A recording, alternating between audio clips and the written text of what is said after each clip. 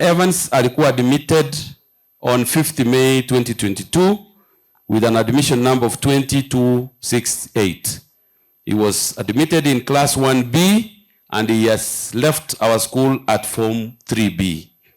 He was a member of Home House, a class teacher, Mr. Moses Orina, and housemaster, Mr. Dennis Wako. Traits. Junior was a boy with many positive traits as narrated by his peers and contemporaries. He was humble, gentle, jovial, and a friend to many. Administrators, teachers, support staff, and students. The principal knew him well, so did the deputies close to class, teacher, and the housemaster, not forgetting the subject teachers, church patrons, music and band trainers. He would ask for permission whenever he was not able to attend inspection in the house due to his role as an usher in church. He was a house monitor who was helpful in solving conflicts and minor issues. He was so generous that he would be comfortable being a neighbor, a friend of a classmate without bits of uniform, which he used to freely lend out. If one was broke, he would sacrifice and buy him something or share some loaf of bread. In class, he was a friend to all and a council member in charge of guidance and counseling. He always came in handy in guiding and even counseling his colleagues on matters to do with interpersonal relationships. He was quite inquisitive over matters academics and could not let a controversial issue to go unchallenged or unresolved. He consulted colleagues, seniors, and teachers frequently. For instance, he could borrow chemistry and English files and other resource materials from Abel Keragori, our deputy school captain.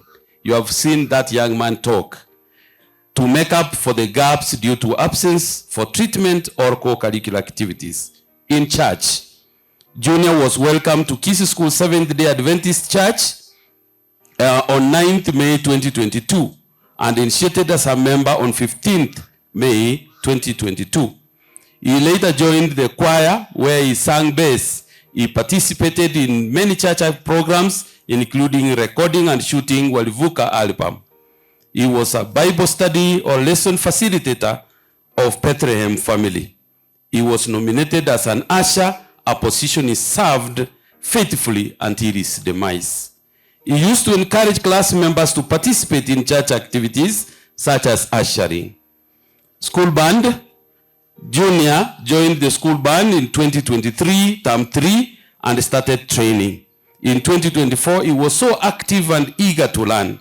By second term 2024, he was playing his trumpet quite well. He was so kind and loving to his friends in the band and never got into trouble. Anytime there arose an argument, he would ensure it is solved there and then. He played his trumpet perfectly than before on his last day, leaving colleagues puzzled on why he'd never done so before. On the sidelines, he whispered to a mate, "My wish is you people excel mfike East Africa." Another puzzle of why he was referring to you and not us.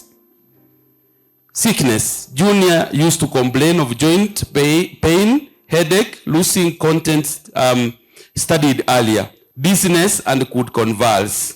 In Form 2, he went out frequently for medication. In Form 3, visits to the doctor were not as frequent, apart from attending to prescribed clinics. Interestingly, he never wanted to be home and would call and tell parents that he was or he would be fine, even when he was unwell. Even then, even when he left for home, he would insist on going back in the evening and coming back the following day. Last moments. On Sabbath, 15th June 2024, he attended church and participated fully and actively in all church programs. On 16th, he attended the culture festival event in school on his last day. On closing ceremony, he played his trumpet to his best as indicated above. After supper, he joined the rest of the band in training for assembly the following day and was the one who wrote the songs that would be played. Later that evening, he went to Form 4J to look for Abel. The 4J friends made jokes with him, for he frequented the class for check on his Ango Dylon, who was his close associate and caregiver. He was very jovial and upbeat, gearing for exams the next day. Keragoli freely offered to revise with him in the music room. They later moved to the captain's office, where Keragoli guided him till 10:37 p.m.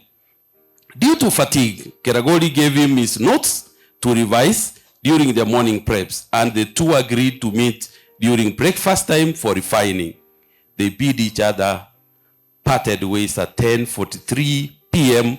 outside Form 1H. On the fateful morning of 17th June, it took a long time to wake up, which was unusual. On trying to wake him up, his body was numb and cold. His arms couldn't be folded. Upon calling the school clinician, the worst was confirmed. Evans Seme Mukandu rested peacefully in his sleep. God be praised for the moments he granted us to be with and share with Junior. In the words of his last-born sister, resurrection is possible. May God bless the soul of our young departed soldier in eternal peace. Peace, may God bless you. Get the point. Take a step forward.